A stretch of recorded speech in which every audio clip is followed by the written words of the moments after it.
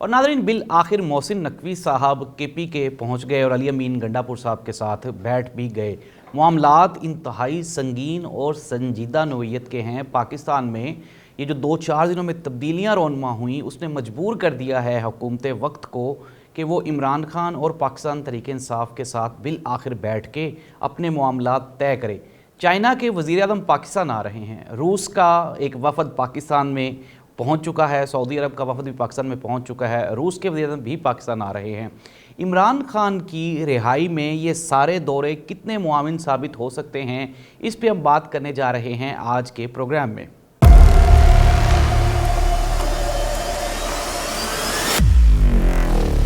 ناظرین پروگرام کا باقاعدہ آغاز کرتے ہیں، سب سے پہلے شامل کرتے ہیں آج کی سب سے بڑی خبر، اور سب سے بڑی خبر یہ ہے کہ محسن نقوی صاحب گرینڈ جرگہ میں شرکت کے لیے پشاور بالآخر علی امین گنڈا پور کے چیف منسٹر ہاؤس میں پہنچ ہی گئے۔ یہ وہی علی امین گنڈا پور ہیں جن کے بارے میں محسن نقوی صاحب فرماتے تھے کہ اگر علی امین گنڈا پور اسلام آباد ڈی چوک آیا تو ہم ٹانگیں توڑ دیں گے اور ہم ان کو جیل میں ڈال دیں گے۔ لیکن ظاہر سی بات ہے، سیاست ہے، سیاست میں سب کچھ چلتا ہے، اور پاکستان تحریک انصاف خصوصاً عمران خان کی جو لگاتار ایک قائم رہنے کی روایت ہے اس نے تمام سیاستدانوں کو مجبور کر دیا ہے کہ وہ بالآخر عمران خان کو نہ صرف ایکسیپٹ کریں بلکہ عمران خان کے ساتھ دوبارہ بات چیت کا بھی آغاز کیا جائے۔ سب سے پہلے خبریں شامل کرتے ہیں، اور خبریں یہ ہیں کہ اسلام آباد ہائی کورٹ نے بالآخر جو KP ہاؤس ہے اسلام آباد میں اس کو ڈی سیل کرنے کا حکم دیا ہے، اور میں آپ کو پروگرام کے سٹارٹ میں بھی میں نے آپ کو بتایا کہ کافی سارے ممالک کے جو حکمران ہیں، سربراہان ہیں، وہ پاکستان آ رہے ہیں۔ ابھی ایک وفد موجود ہے اسلام آباد میں، سعودی عرب کا وہ وفد ہے، اور اس کو لیڈ کر رہے ہیں سعودی عرب کے وزیر تجارت، اور اس میں کافی سارے ایگریمنٹس بھی ہو رہے ہیں، MOUs بھی ہو رہے ہیں۔ اس کے بعد کوئی 2 یا 3 دن کے بعد چائنا کے وزیر اعظم 11 سال کے بعد پاکستان تشریف لا رہے ہیں، ایک بڑی ڈیولپمنٹ ہے پاکستان کے لیے۔ اس کے بعد روس کے وزیر اعظم بھی پاکستان آ رہے ہیں۔ اگر دیکھا جائے تو یہ گزشتہ کوئی پورے 1 دہائی کا سب سے بڑا ایونٹ ہونے جا رہا ہے۔ شنگھائی تعاون کی جو کانفرنس ہے وہ پاکستان میں ہونے جا رہی ہے۔ ایسی صورتحال میں اب اگر خدا نخواستہ پاکستان تحریک انصاف اگر سڑکوں پہ نکل آتی ہے، یا پھر جس طرح سے ہم نے دیکھا کہ PTM یعنی کہ جو پختون تحفظ موومنٹ ہے منظور پشین والی، انہوں نے KPK میں احتجاج کیا ہوا ہے، اگر خدا نخواستہ وہ اسلام آباد میں آ جاتے ہیں تو ظاہر سی بات ہے یہ ایک مس ہیپ ہوگا، اور حکومت نے چیزوں کو انڈرسٹینڈ کرتے ہوئے پاکستان تحریک انصاف کو لوپ میں لینے کی کوشش کی ہے۔ اور جس طرح سے علی امین گنڈا پور نے کہا تھا، اور PTI کی یہ مستند ترین ذرائع بتا رہے تھے کہ علی امین گنڈا پور کی ملاقاتیں ہوئی ہیں، اسلام آباد میں بھی ہوئی، اور پھر جب وہ پشاور گئے تو پشاور میں بھی اسٹیبلشمنٹ کے کچھ لوگوں کے ساتھ ان کی ملاقاتیں، اور ملاقات میں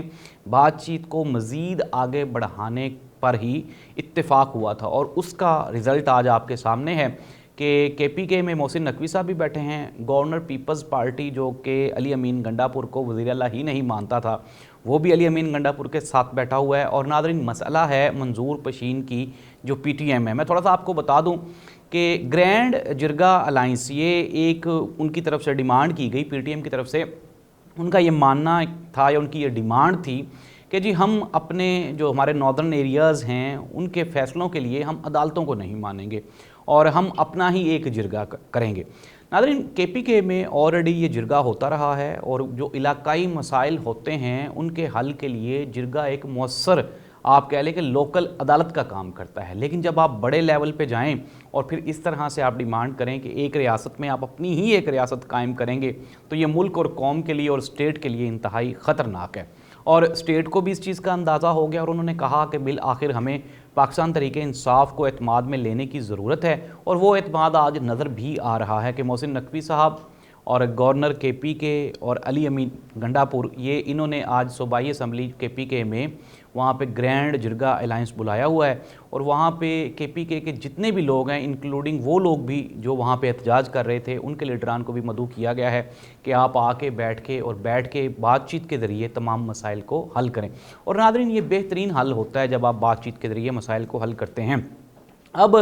آج کی ایک اور بڑی ڈیولپمنٹ، اور وہ یہ ہے کہ اسلام آباد ہائی کورٹ نے KP ہاؤس اسلام آباد کو ڈی سیل کرنے کا حکم دیا، اور جو جسٹس عامر فاروق ہیں انہوں نے کہا کہ اگر کوئی ہمارا کوئی مسئلہ ہے بھی کوئی ٹیکسز کا یا پھر بلڈنگ کے کوئی رولز اینڈ ریگولیشنز کا یا پھر لیز کا، تو آپ مجھے درخواست دیں، ہم اس کو بعد میں دیکھیں گے، لیکن ابھی آپ فوراً ڈی سیل کر دیں کے پی ہاؤس اسلام آباد کو۔ تو اس کے اوپر سی ڈی اے نے ظاہر سی بات ہے عمل درآمد کرتے ہوئے کے پی ہاؤس کو ڈی سیل بھی کر دیا ہے۔ اور ناظرین، ڈیولپمنٹس ہو رہی ہیں پاکستان میں اور تیزی سے ہو رہی ہیں۔ بلاول بھٹو زرداری نے ایک مرتبہ پھر کہا، انہوں نے کہا کہ اگر عمران خان ہماری بات مان لیتے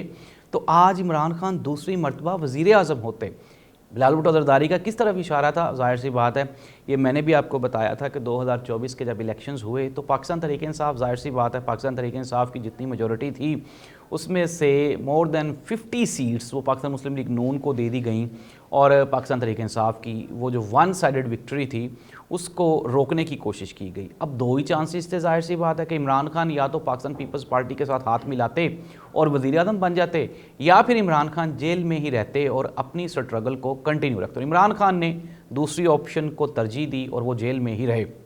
بلاول بھٹو زرداری نے ایک اور بھی بات کہی، انہوں نے کہا جی کہ سیاست میں بہادری ہی میٹر کرتی ہے اور بہادری سے فیصلے کرنا پڑتے ہیں، جو بزدل ہوتے ہیں وہ سیاست سے آؤٹ ہو جاتے ہیں۔ تو اگر اس وقت دیکھا جائے پاکستان میں سب سے بہادر سیاستدان وہ تو عمران خان ہی ہیں، اور آپ کے سامنے عمران خان جتنی بہادری کے ساتھ سارے فیصلے کر رہا ہے اور جس بہادری سے وہ ڈٹا ہوا ہے، اٹ مینز دیٹ کہ آنے والے دنوں میں اگر پاکستان میں کوئی سیاسی طور پہ کسی کی بقا ہے تو وہ پی ٹی آئی اور عمران خان کی ہی ہے۔ ناظرین، پروگرام کو کنکلوڈ کر لیتے ہیں۔ خبریں آج کی یہی ہیں کہ عمران خان کی رہائی کا مطالبہ آہستہ آہستہ زور پکڑتا جا رہا ہے اور چیزیں اب ٹیبل پہ آنا شروع ہو گئی ہیں۔ حکومت، اسٹیبلشمنٹ، پاکستان تحریک انصاف اور پاکستان پیپلز پارٹی،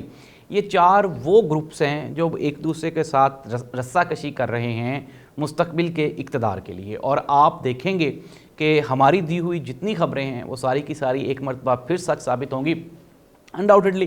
وقتی طور پہ لگتا ہے کہ عمران خان کے خلاف سختی ہے۔ عمران خان کی بہنوں علیمہ خان اور ان کی جو دوسری بہن ہیں ان کے خلاف عدالت میں جو پروسیکیوٹر ہیں انہوں نے کہا کہ یہ دونوں بہنوں نے